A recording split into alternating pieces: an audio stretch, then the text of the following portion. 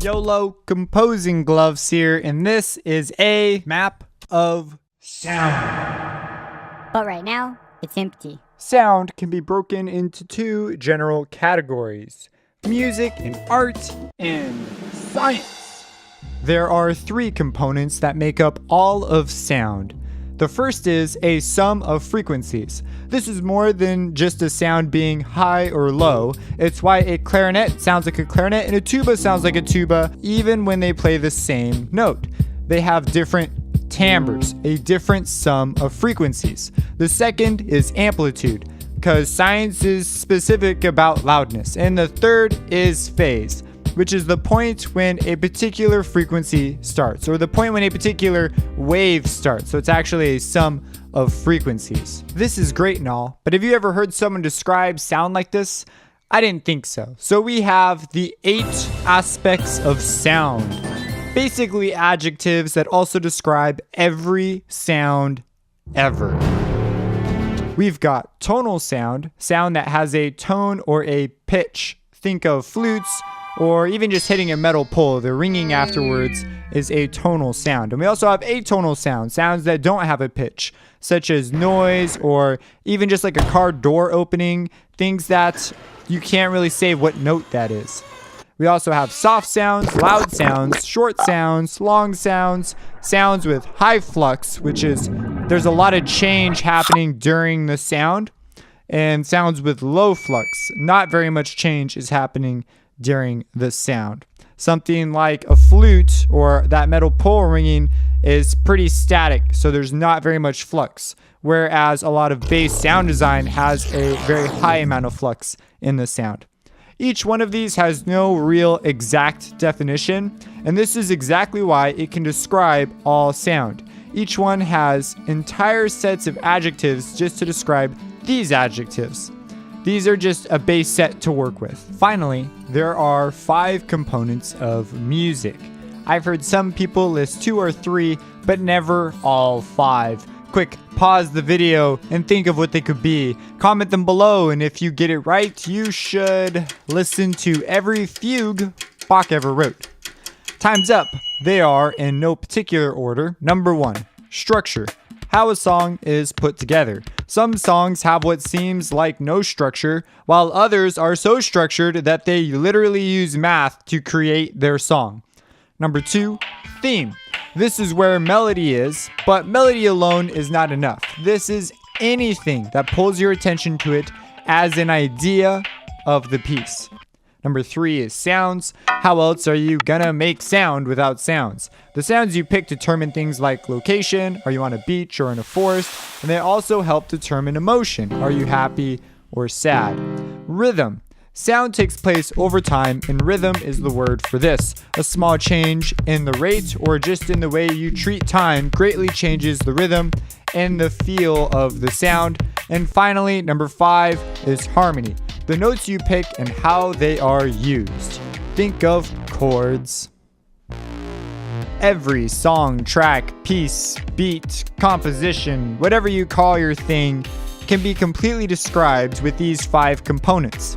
Some may have a lot of one component and a lot less of another, but I guarantee you it can be completely described with these 5 components. So when we use these 5 components to look at and analyze a song, I call it structural analysis. Wow. But that name's already taken by music theory, so to differentiate it, I also call it Burgessian analysis, because I came up with it. Yes. But that's not all. There's this new hip way to look at music called music theory.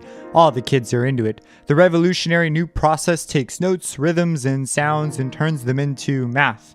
But in music, magic. You have fundamentals like chords and scales, which lead to part writing, the study of what part gets what note and why. In this part of theory, parallel fifths and octaves are forbidden, giving rise to functional harmony, which gives chords a function or a job. Nothing like a first trip on drugs, or so I'm told, and the people in functional harmony love their tonic, which is the first note and chord in a scale. They always wind up on it from the gateway chord. It really dominates their life and has a tone that really leads them on. Obviously, once you've taken all that tonic, you become non-functional harmony. We're not really sure where the one chord is anymore, and so no more tonic for you. Sorry. We start to go a little crazy and end up recovering, but you have a couple of relapses, landing you in modal harmony. It's like tonal harmony, but with modes, which are basically messed up major and minor scales. Church people really like 8 of these. After this whole mess, you're over all this tonal crap and move into the post-tonal part of your life, where you do things like write notation that looks nothing like regular notation and develop a love for sound, like big, huge walls of sound. You also want to stick it to the man, so you put parallel intervals all over your music.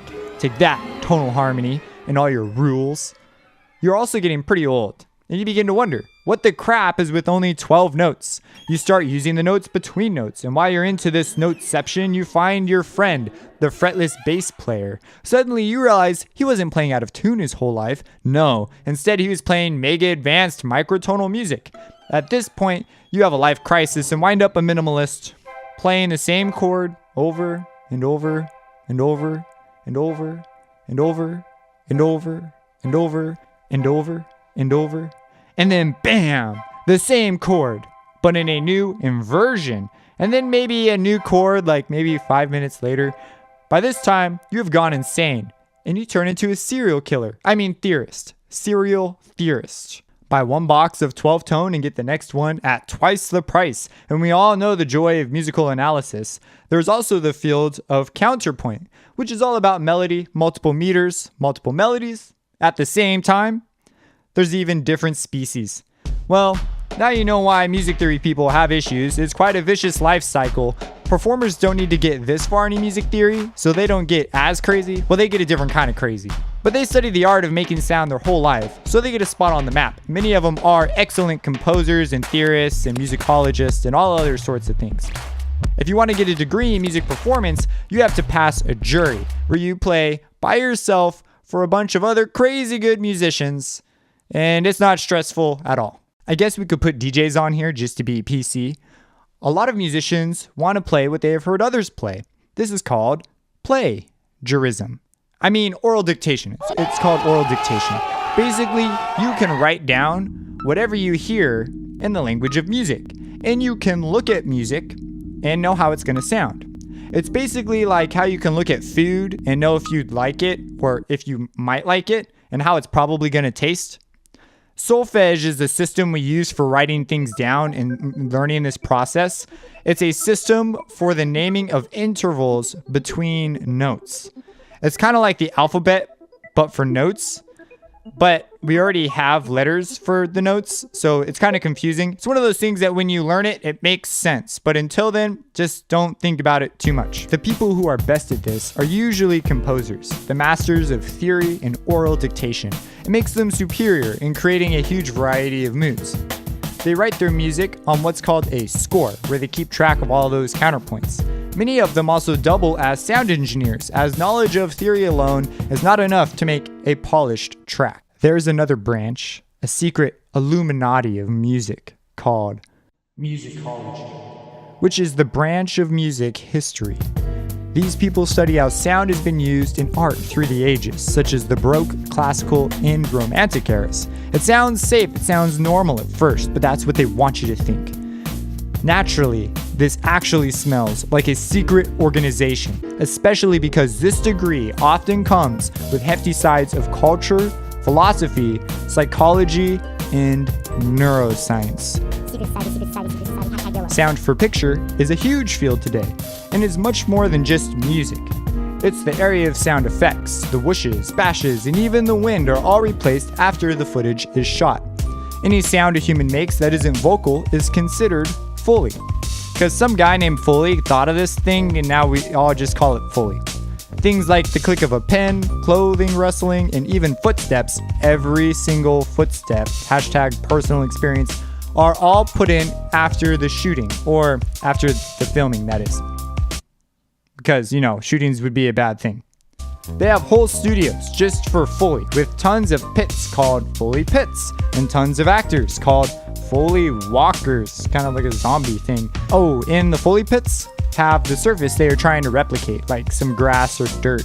The actor will get in the pit and act out the scene again, only now with ideal audio conditions. This is typically how we do footsteps. ADR, automated dialogue replacement, also called dubbing, is the replacement of the voice, as it's often crap on the original set recording, so the entire thing is redone. Everything. Even the people in the background scenes at the cafe are all replaced. It's pretty fun to put together. Also, some of the most complex mixing goes on in this field. Mixing is the art of getting sounds to fit together. In sound for picture, there are hundreds and hundreds of tracks, each track having many sounds on them. The music people will mix theirs, the sound effects people will mix theirs, and the Foley people will mix theirs, and the dialogue people will mix theirs. And they will hand it to another guy who then mixes those mixes together. Mixception. In the audio program I went through, we had a guy come in who did the sound for Dino Trucks. And so Dino Trucks is a kids television show. You wouldn't think it's all that crazy, but he had actually already removed several hundred tracks from the session. So he's downsizing his session to bring it to our studio. Now our studio is a professional studio. It is rented out at $100 an hour, and people like Disney come down to use it all the time. And this studio could still barely handle the massive project. And this is when most of the tracks are muted. It blew my mind how crazy this was. And these screens, the number of things on the screens is unlike anything I've ever seen. There's no YouTube project FLP file session I've ever seen that ever compares with anything that has to do with television shows or movies. It's simply incredible how much is on the screen. And that's the organized view. I can't even imagine it being disorganized. It would be completely impossible to work with. So just putting it out there for props to the people who do this kind of mixing. They also have this special extra channel called the low frequency effects channel that's responsible for the low boom you hear in theaters. So that's pretty dank. This brings us to the good old audio engineers who are, yes, on the art side. Many of them will actually defend that it's an art, but the main reason is that the vast majority of so-called audio engineers know hardly any math or science past basic high school levels. They definitely can't fix their own gear a good 95% of the time. Some of them, there's more legit ones, but the great majority of them are not very good at actual engineering. It really should be called something else because they are intimately familiar with gear. They can run gear and have it translate into an art form. So that's why they're on the art side. In this area, we have things like mixing, which often involve balancing the areas of the spectrum so the project sounds full and fits for its intended purpose, using tools like EQ, delay, chorusing, flangers, phasers, compression, even the multiband kind, as well as distortion, taking wimpy soft sounds and making them punchy, full, and clear. There is no end to the adjectives in this field, such as but not limited to crisp, clean, high, squelchy, muddy, low, dank, grizzly, etc., etc., etc. You know you're an audio engineer when you think adjectives have some sort of specific universal meaning, especially when you're talking to an artist and your artist asks you to make their track sound like Mars had an affair with Pluto and now the Earth is pissed off. I've had artists ask me to make their track purple. That's sort of like the running joke in the industry. Or blue. The colors are a popular thing. Dreamlike. Just artists will ask you to do weird things. But audio engineers have their own set of adjectives. I kid you not. Google what it means for the areas of a spectrum in an EQ, and you will literally see charts with adjectives on them. It's kind of funny. So anyways, you'll also find things ending up here that you wouldn't expect. Early methods of voice encoding became vocoding. Think Daft Punk. Early methods of finding oil actually started up what became auto-tune. Once your stuff sounds good, we need to put a final polish on it. Generally, it's looked at as making a song as loud as possible, but still sounding as great as possible. The truth is, though, the people who are genuinely great at mastering aim for a mood. It's a much more artistic endeavor than it is just squeezing the last little bit of sound out of a track. This is also why the loudness wars are a thing. Critical listening also falls here. This is very different than oral dictation. Here we care solely about what is affecting our signal. We don't care about pitch or being able to write things down. We care about being able to pinpoint problems in the sound itself. We look at how our song is affected by certain sounds and the frequency balance of our song. Instead of being asked which note, you're asked what frequency. On the first day of my first audio class, among the first words of my first audio teacher, he said, "First class, we must talk about signal flow." And then for like the whole next year, that was literally all we talked about. For an audio engineer, sound is acoustic. And we capture it with the microphone, kind of like capturing Pokemon. The mic picks up vibrations in the air, and that's the sound. That gets turned into electricity, which is the signal. It's not sound anymore, it's signal. And as the signal moves through our chain of gear, we care a ton about what is happening, because that signal is going to be our song. So signal flow is everything. Plus, if you don't get your signal flow right, you don't get any sound at all, which is a whole nother issue. The real black magic of audio engineering is the miking. Where do you put the mics? Which mics do you use? Do we use the stereo mic techniques like XY, or do you just want to put one mic up? At what angle do we put all these mics at? And what does this mean for our music and our signal flow? Will the performer be able to be relaxed and actually get a good performance with a mic shoved in her face like that? The answers to these questions are the real secrets of miking, with the most important rule of all being the good rule. Get a good performance, because if your performance is crap, then your song is going to sound like crap. And even if you polish it up with mixing, you're just polishing crap, which is still crap. So you want to make sure that you've got things being good. There's other rules in there too, like the 5-to-1 rule and several other things. And we use like computers and stuff. But basically audio engineering, black magic, miking, mixing, all that stuff. You meet the guy who knows secrets and away you go. If you're dank, you get into synthesis and sound design. Instead of making recordings of other people's sounds, you generate your own sounds with math. Do you know any math? No? Well, you can use other people's math, because that's pretty much kind of the same thing. We'll just call that synthesis and sound design. You have things like FM, AM, and RM. And you could probably add another thing with an M, and it would probably also be a synthesis technique. FM, frequency modulation, is when one frequency controls another. It's one of those things a lot of people don't understand, but it's very popular in dubstep because it just sounds cool. AM is when the amplitude of one frequency controls another. So that's actually called amplitude modulation. This is where these M's come from. And RM is ring modulation. It's sort of the same thing as AM modulation. It's just under some special conditions. You also have stuff like wavetable synthesis, which takes a bunch of bass sounds. That's the wave part, the sound part, the waves, squishes them together into a table, which it's really a table of data, but I picture like a physical table. And then all your friends get together at this table and you have a conversation in sounds, and that's how you get your sounds. You can look up a synth called Serum, and you can actually see the wavetable visually in a really great way. But there's lots of other synths that use wavetable synthesis. Additive synthesis is when you take a bunch of sine waves and just generate them together in a way that makes them all come together in unity and form one big sound.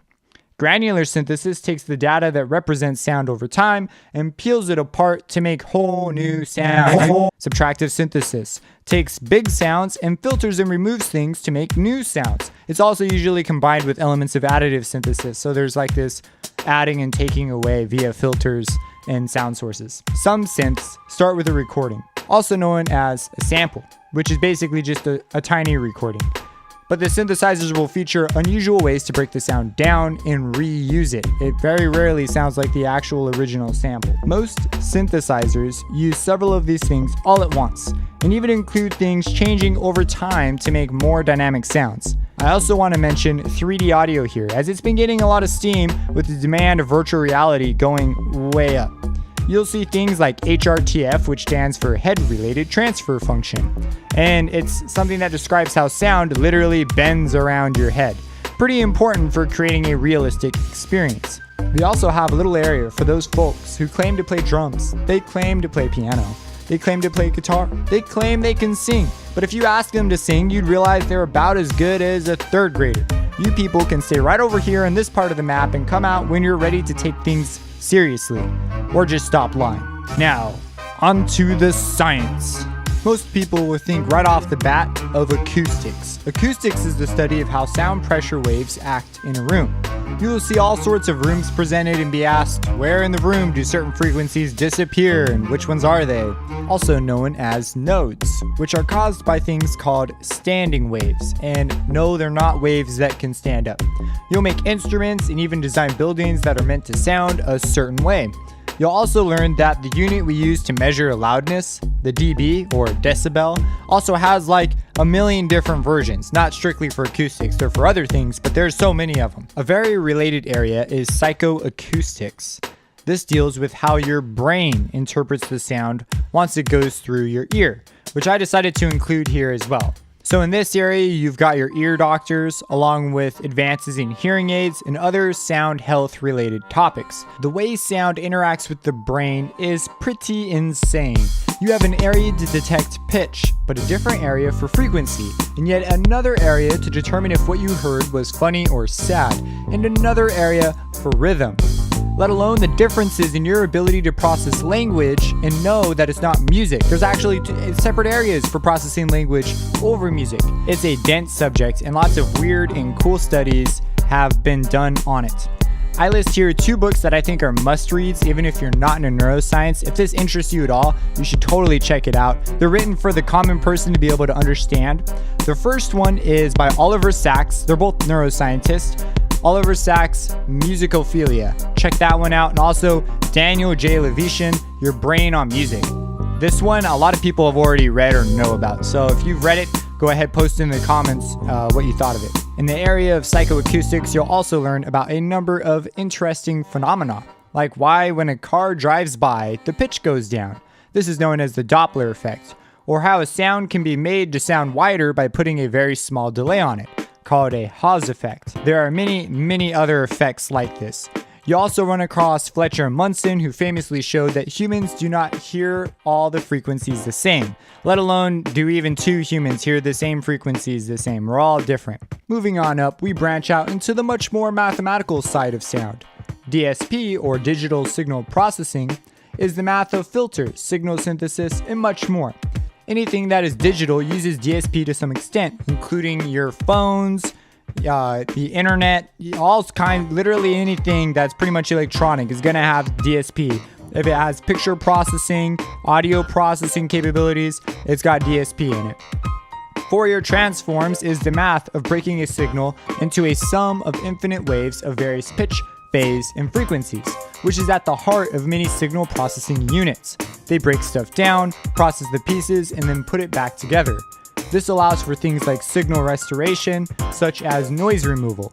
You'll find a ton of complex math, like the subject of complex math. I'm not talking about math that's actually complex, though it is kind of difficult math. And you'll also find a lot of statistics in this field. Programs such as Reactor or Max MSP try to simplify the process with a visual layout of what component is going into what other component and what exactly is happening. Generally, DSP is used over the analog counterpart for its superior flexibility, but analog is still alive and kicking. And a lot of people swear by analog for the sound you get out of it. It's still a very popular thing. And it's also got its own uses and applications still. I mean, it's not completely out of a job, but we do use DSP significantly more these days. All the laws of digital audio also exist in this category as well. Broadcasting is also to be included in this field, and it sends sound to the far-reaching places of the planet. You've also got the world of developers who seek to make gear and programs that let us, less technical folk, make the art we love, or just do our job. Everything from digital audio workstations to new formats for plugins, Steinberg, to notation editing programs to DSP programs and so on are in this mix. This is a very large industry. Most of the stuff here is done in C++. It's almost daunting how many possibilities there are in this field. That's why it's so big. You'll also find people like the folks at Juice, spelled Juce, who are basically developers for developers. Developerception. They make frameworks for other programmers to use. You'll also find the more technical sound engineers who actually deserve the term engineer in their title, working as programmers or really sophisticated sound designers, usually developing either plugins or sample libraries to be used in the next movies. The sample libraries that are produced range from a collection of specifically recorded sounds such as kick sounds and hi-hats and drums or field recordings These are known as sample packs, and some of the more famous ones are known as Vengeance samples. Those are very famous. All the way to Contact 5's legendary engine that allows companies like Spitfire Audio produce truly lifelike instruments, combining programming with digital audio workstations with incredible recording techniques. We can't forget the gear either. Instruments are generally in the acoustic domain, but some instruments actually don't make noise on their own. MIDI is a musical instrument digital interface and was originally a big deal because it let you control one synth with another. The instrument interface can be literally anything that sends a MIDI signal. A MIDI signal is a signal that tells a sound source how to make sound. The most common MIDI controller is a keyboard controller. However, I've seen drum pads, I've seen weird sphere things that you kind of massage, and how you massage it changes the MIDI, which changes the sound source. I've also seen guitars, and MIDI itself doesn't make sound. It sends instructions on how to make sound. Sometimes instruments also double as MIDI interfaces, such as there's bass guitars out there that work like this. So they also double as an instrument, but a pure MIDI interface will have no sound component. It only sends signal on how to make a sound. We can't forget how we get our signal in and out of things and how we convert it into a digital signal. That's right, USB audio interfaces and all other kinds of signal processing gear. Designing and perfecting this gear requires a tremendous amount of knowledge in many fields, and it shows in the price tags. Everything from the encoding of signals to computer networks to just making a simple guitar amp is in this area. So there you have it, a map of sound, or all the main subjects of sound anyways. If I missed a subject, go ahead and leave a comment. I don't claim for this to be the end all be all when it comes to a map of sound, but it's certainly my attempt at it. This is a very brief overview just to let you know what is out there. Many of these subjects can be entire maps on their own. In fact, most of these subjects can be entire maps on their own. Check out the rest of my channel where I post lots of educational material, everything from learning synthesis to learning music theory to learning mixing and so on. #YOLO, subscribe, and have a blessed day.